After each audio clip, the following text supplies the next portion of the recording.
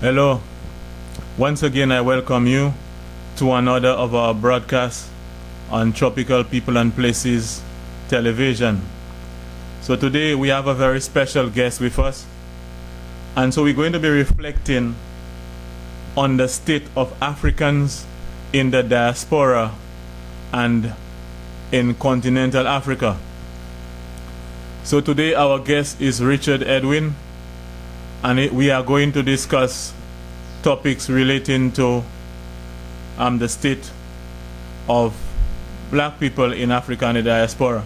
So I'm going to allow Mr. Edwin to basically introduce himself so that we can have an idea as to why I brought in this special guest with us today. So Mr. Edwin, take the floor. Thank you very much, and I'm very happy to be here.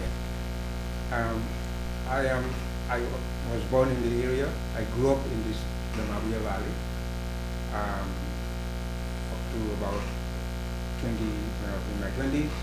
I left, went to Canada, and I spent quite a bit of time in Canada. I studied in Canada at Carleton University. I studied political science. I also studied history as well. But I've always been interested in African history, in the development of Africa. I'm always interested in that. And I've done a bit of work around that area. So I am very pleased actually to talk about Africa, because we have a role in the diaspora to play in the development and in the freedom of Africa. We have a serious role to play, and I think we are underplaying that role, and have allowed ourselves to be literally going along with the negative stereotype approach that we have been fed with from the mainstream, so to speak. You know, and so we are at a point where we have to reverse that, and I believe everyone should be involved in reversing that kind of mindset. I know it's difficult, but it is something that we can do. You know, something is happening there since the death of George Floyd. Africa has been fired up. The young people in particular in Africa are rising up. We have to bring that awareness, you know, what is happening in the continent, to the diaspora, where we can combine our forces so that we can change the mindset in terms of what we can do among ourselves, you know, to put Africa where it's supposed to be. Because Africa has enough that it can sustain itself many times over and sustain other parts of the world, because that's what is happening right now. Africa is literally feeding the entire part of the world, you know, and you know, because so much is being taken away from it, and nothing is being put back on the continent to allow the continent to develop as it should. So this is a very good point, because one of the things that we see is that even in continental Africa, the resources of continental Africa is being mined and used by other countries, the more developed countries. And that theme is not only seen in Africa, but also in the diaspora, in the Caribbean islands. The resources of the Caribbean islands are for the most part being exploited and used by other people from more developed countries. We see even in Guyana recently, we have noticed that there is now, the oil has been discovered in Guyana, but it is a company from the United States that is involved in the processing of the oil and all of that. In the Caribbean, as Chuck, one of the Calypsonians, say, what we have is seawater and sand. But for the most part, the hotels that we have are actually, for the most part, being exploited or used. Our sea and sand is being used by people from other countries to establish hotels. So it seemed to me that we black people have a serious problem in allowing our resources to be exploited by ourselves, even when we ourselves consider ourselves to be educated. So I want you to kind of expound on that. What is the reason why this is happening? This massive exploitation. In fact, just this morning I was looking at some information. The two biggest cocoa producers in the world are Ivory Coast and Ghana. Yet they are not big producers of chocolate. You have the Hershey's and you have the other companies that are big in the chocolate. And it was only some years ago there was only one company in Ivory Coast that started making chocolate. But even in Ghana, the companies that are involved in chocolate, they look like American companies. So really, what is wrong with what is going on in Africa and the diaspora that is causing those things to happen? You know, this is an excellent point. And it tells us, the approach, the attitude towards Africa, the attitude towards the African resources, what we have, and the relationship that we have with other groups. The relationship and the way that we relate to each other is never on a level playing field. We are being looked at. In fact, Africans are being looked at as people to use. You have resources, so we're going to use it, we're going to tell you, we're going to show you how to use it. And at the same time, what happens is that they take it for themselves and they give you pictures. They're not concerned about what happened to you, but they're going to exploit what you have, take what you have, and give you donation or charity. Why is this happening? The question is, why is this happening? Now we have to see, there's a great historian, Dr. John Henry Clark, that said that if you want to understand African history and why Africa is in the state that it is today, you have to study European history because there is a relationship that between Africa and Europe in particular, which puts Africa always at the point where it is you're doing something for Africa. Before Europe came to Africa, that's what they say. Before Europe came to Africa, Africa was nothing.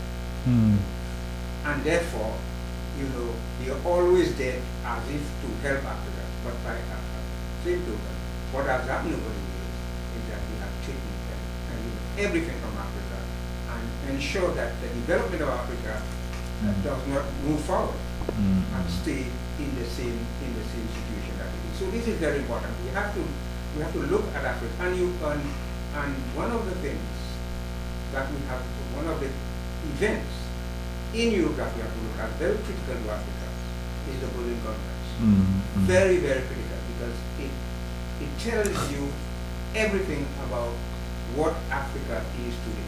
Okay, so before we go further, let some of our listeners understand what the Berlin Conference is. Well, it is a conference that was held in 1887, I believe, in Berlin. And at this conference, Europe came together and decided that they're going to carve out Africa into different pieces, and each of these countries would own a piece of Africa. Okay. And that has been that way since then, and it is today. And remember what was happening where it was coming from at the time. What was the situation in Europe at the time? What was the situation in the world, as a matter of fact, at that time? We were coming out of the slave situation. I mean, we're still back in the United States, I believe, in 1865. There was the emancipation. The Caribbean had been emancipated in 1834. Right? So it was after they had gone through the first phase of serious exploitation from Africa, slavery, then they will look for something else. What is it that how we can, and you realize lots of resources in Africa went to decide among themselves without an African being present and carving up the country that Britain takes its share, and Germany and Spain and everybody else, Belgium, take the Congo as we know, and see the state of the Congo today. So Africa, although about how many, 1.7 billion people in Africa right now on the continent, but the resources of Africa, they are not owned by Africans. The British have their big companies, they own the mine. As you said, the cocoa, Switzerland and some other countries own the cocoa. In the land right now, in Zimbabwe, see what happened to the land in Zimbabwe, in South Africa. So there is the resources of Africa is not controlled by Africa. Unless that changes, then you will find that the economic development of Africa is impossible by Africa, just impossible. So the situation has to change. But one can argue that we have presidents in Africa, we have functioning governments in Africa, we have educated people in Africa, we have ambitious people in Africa, there is a young and vibrant population in Africa. Why then is that happening? Because then that goes into the discussion of what they call white supremacy. If it is that you have governments, you have all of those things, you have vibrant working class people, and yet still you are being dominated by people, it may be why it may be that you are just weak. What is it that is causing, with all of these things that the Africans have, why is it that they're still being controlled by the white people, and all the industries, all the things, even Israel? I was reading something where Israel has massive they have diamond mines in Africa. Right. And the young people in Africa are not in favor of those things, but yet you have a few of the leaders, some of the leaders who seem to be keeping those things alive. Now there was a lady who was the African Union representative at the UN. I think they got rid of her because I think she was one of those who was against France occupying Africa. And one of her thing is that anytime an African leader was trying to claim the resources for Africa, he would be assassinated. And so this thing has been going on. All the attempted coups and all the successful coups were being organized by the Europeans to kind of frustrate anybody that came as president. But then we had Gaddafi, and Gaddafi was trying to bring them together. And we know that even some of these very African countries, they signed a resolution to allow these countries to invade and to get rid of the leader. So sometimes in my opinion, it looked to me like there is like confusion among black people, among black leaders. There seem to be like a lack of emotional intelligence sometimes among them. There is not a will for us to push ourselves together as a group. There is always, to me, a will where a desire for one set of people to get rich at the expense of everybody else. You will see the news sometimes where an African leader have big houses in Europe, and all of those things, and yet millions of dollars in Swiss account, and the country is poor. You understand? There was another situation again where the President Vladimir Putin said Africa is a cemetery. Yeah. He said that the African leaders, they buy houses in Dubai, they have fete everywhere else, but when they want to be buried, they insist that they want to be buried in Africa. So there seem to be, in my mind, is there something wrong with our psyche, apart from the organization of probably these countries to get rid of progressive leaders is there not something wrong in our psyche and the way we see things and the way we deal with our own people?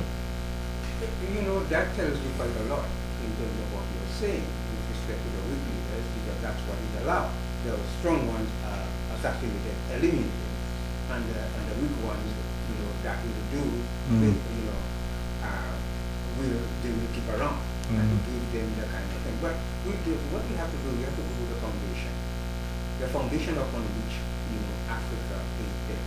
We have mentioned the ruling contracts. Okay, and this is very critical, because that's what that decides who owns the resources in Africa. You know, who owns who owns for example, the Congo. Okay, who owns Kenya? Who, you know, all the major resources, South Africa and so on, Zimbabwe and so on. Who owns the major resources? If they control the major resources, they use those resources for their own benefits. That is, Europe use those resources for their own benefits. The leaders that they have, it's only to facilitate the exploitation that goes on. So these are the leaders, the so-called leaders, that they will support. They will give them all the because they're only individuals. You know, they'll give them the money. They will allow them to take the money and put in the Swiss bank. Allow you know, them to build villas in France and villas in wherever, you know, because they know that these guys are only passing through. Okay. You know, after they die, what happened? The money goes back to the same set of people. So you have, you know, collaborators. Literally, that's what they have, and who are constantly working against the people. But don't forget the hidden hand. So, you know, as Mandela called. The hidden hand is ensuring this is the, you know, this is what is allowed, because they know as long as this is what this is the norm, what happens is that they are still in control, and this is what is, you know. So at this point, I believe the diaspora can play a critical role. The diaspora has to get involved, and Africa, the African continent, they have to connect with the diaspora, you know, because a few things that the diaspora can do, you know, we can certainly you know, articulate the situation from our perspective. The way that we are treated here is something that we can talk about as well. You know, in terms of connecting on at the economic level with Africa, we need to do that. See how we can do it. You know, but the question is, would the African leaders, you know, even buy into it? You know, so that's we need to connect with